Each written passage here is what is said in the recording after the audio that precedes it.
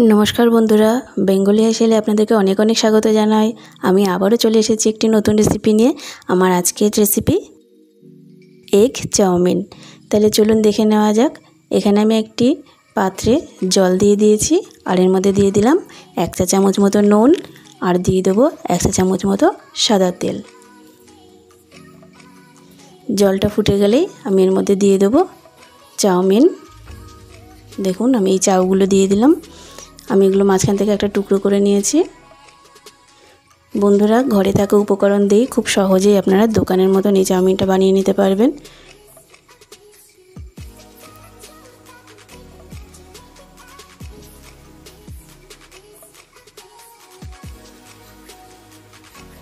আমি এই চাউমিনগুলোকে ছাড়িয়ে দিচ্ছি, সব জোড়া লেগে রয়েছে সেগুলোকে আমি এইভাবে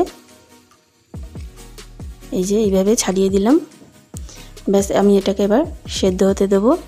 80% মতন সেদ্ধ হলে তারপরে নামিয়ে নেব।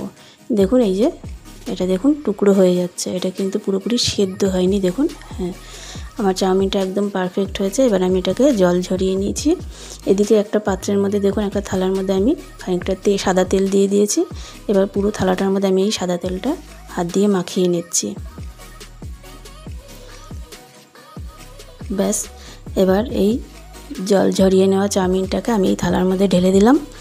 এবার আমি এইটার মধ্যে দিয়ে দেবো দেখুন সাদা তেল। এই সাদা তেলটা আমি পুরো এই চাউমিনটার মধ্যে মাখিয়ে নেব, যাতে এগুলো একটার সাথে আর একটা জোড়া না লেগে যায়। বন্ধুরা অনেকেই আছেন চাউমিনটাকে জল দিয়ে ধুয়ে নেন সেদ্ধ করার পরে। আমি কিন্তু এটাকে জল দিয়ে ধোবো না, আমি এইভাবে তেল মাখিয়ে নেব। এতে চাউমিনটা একদম ঝুরঝুরে হয়ে থাকবে। আমি এদিকে নিয়েছি দেখুন গাজর নিয়ে নিয়েছি। গাজরটাকে আমি এইভাবে লম্বা লম্বা করে কেটে নিয়েছি আর ক্যাপসিকামগুলোকেও আমি এইভাবে লম্বা লম্বা করে কেটে নিয়েছি। পেঁয়াজগুলোকেও যতটা সম্ভব আমি চেষ্টা করেছি লম্বা করে কেটে নেওয়ার। আর এখানে কিছু কাঁচা লঙ্কা কুচিয়ে নিয়েছি।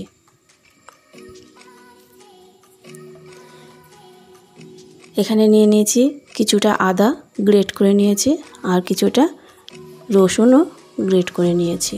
দেখুন এখানে আমি একটি পাত্রের মধ্যে তেল গরম করতে দিয়ে দিলাম। এই তেলের মধ্যে একটা শুকনো লঙ্কা আমি এইভাবে কুচিয়ে দিয়ে দিলাম। ব্যাস এবার এর মধ্যে দিয়ে দিলাম রসুন গ্রেট করে রাখা। রসুনটা হালকা লাল হলেই আমি এর মধ্যে দিয়ে দেবো পেঁয়াজ কুচিগুলো। বন্ধুরা আপনারাও আমার এই রেসিপিটাকে ফলো করুন। দেখুন আপনারাও এইভাবে বাড়িতে দোকানের মতন চাউমিন বাড়িতেই বানিয়ে নিতে পারবেন। আপনারা দেখতে থাকুন আমি এটা কীভাবে রান্না করি। আমি এবার এর মধ্যে দিয়ে দিলাম পেঁয়াজগুলোকে আমি খুব লাল লাল করে ভাজবো না, জাস্ট হালকা একটু ভেজে নিয়েই বাকি উপকরণগুলো দিয়ে দেবো। দেখুন দেখতে থাকুন।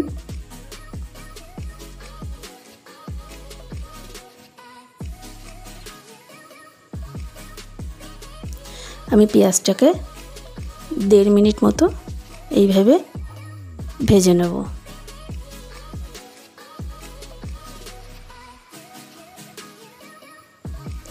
ব্যাস হয়ে গেছে। আমি এর মধ্যে এই কুচিয়ে রাখা গাজরগুলোকে দিয়ে দিলাম।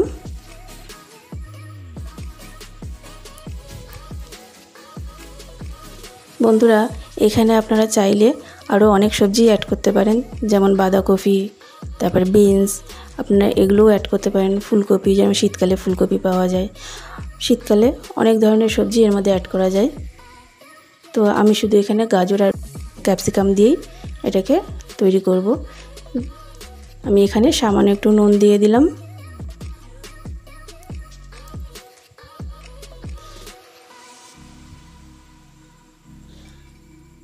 গাজরটাকেও আমি খুব বেশি ভাজবো না, আপনারা দেখতে থাকুন আমি কি করছি।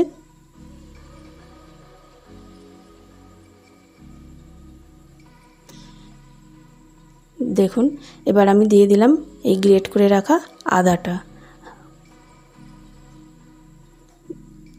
ব্যাস এর মধ্যে আমি আদাটাকে একটু ভালোভাবে নেড়ে চেড়ে নেব।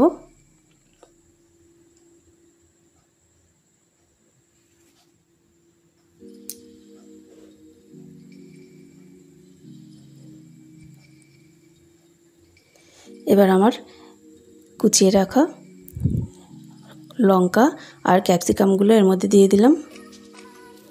এগুলোকেও আমি জাস্ট 1-1.5 মিনিট মতো এইভাবে নাড়াচাড়া করে নেব।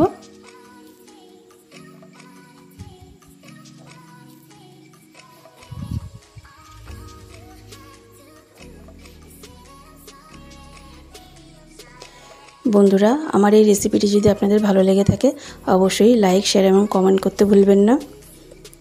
আমি মাঝখানটা একটু ফাঁকা করে নিয়েছিলাম আর এর মধ্যে দিয়ে দিলাম 3টে ডিম। দেখুন মাঝখানে আমি একটু ফাঁকা করে নিয়ে 3টে ডিম দিয়ে দিলাম। এবার এর মধ্যে সামান্য একটু নুন ছড়িয়ে দেব।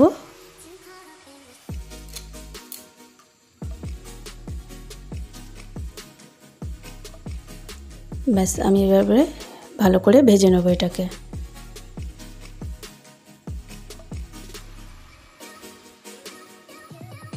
এবার পুরো উপকরণটাই একসঙ্গে মিশিয়ে নিচ্ছি।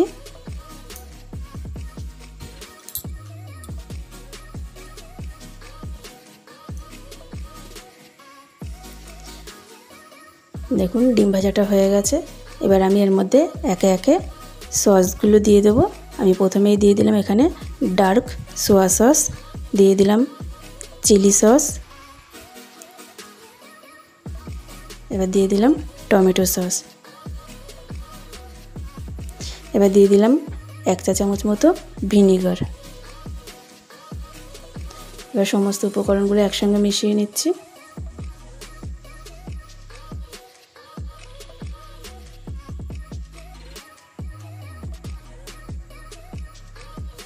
এবার দিয়ে দিলাম চাউমিনটা। দেখুন চাউমিনটা কতটা ঝুরঝুরে দেখাচ্ছে এখন। এবার এর মধ্যে ভালোভাবে একটুখানি মিশিয়ে নিয়ে তারপরে দিয়ে দেবো নুন। যেহেতু সসটা আমি আগে দিয়েছি তাই যাতে সসটা পুড়ে না যায় তাই একটু মাখিয়ে নিলাম এর মধ্যে। এবার নুনটা দিয়ে দিলাম, পরিমাণ মতো নুন দিয়ে দিলাম। এবার এটাকে ভালোভাবে মিশিয়ে নেব আর এর মধ্যে দিয়ে দিতে হবে একটু গোলমরিচের গুঁড়ো।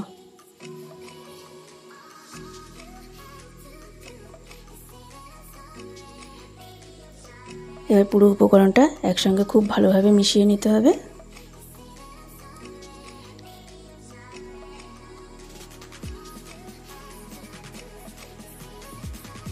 দেখুন আমার এটা পুরো ভালোভাবে মেশানো হয়ে গেছে। আমি গ্যাসের ফ্লেমটা বন্ধ করে দিলাম। চ্যানেলে নতুন কোনো বন্ধুরা যদি থেকে থাকেন তাহলে অবশ্যই চ্যানেলটিকে সাবস্ক্রাইব করবেন এবং পাশে থাকা বেল আইকনটিকে ক্লিক করে দেবেন, তাতে আমার নতুন নতুন ভিডিওগুলো সবার আগে আপনাদের কাছে পৌঁছে যাবে। দেখুন বন্ধুরা, চাউমিনটা পুরো দোকানের মতনই দেখতে হয়েছে। বন্ধুরা, দোকানে আজিনামোটো ইউজ করে তাই ওদের স্বাদটা একটু অন্যরকম হয়। আমি এখানে যেহেতু আমার ঘরের লোকেরাই এটা খাওয়া দাওয়া করব তাই আমি এখানে আজিনামোটোটা ব্যবহার করব না। আমি এইভাবেই এটাকে তৈরি করে নিলাম। আপনারা যদি চান তাহলে আজিনামোটোটা আজকে এই পর্যন্তই। আবারও দেখা হবে অন্য কোনো নতুন ভিডিও নিয়ে আসবো যখন।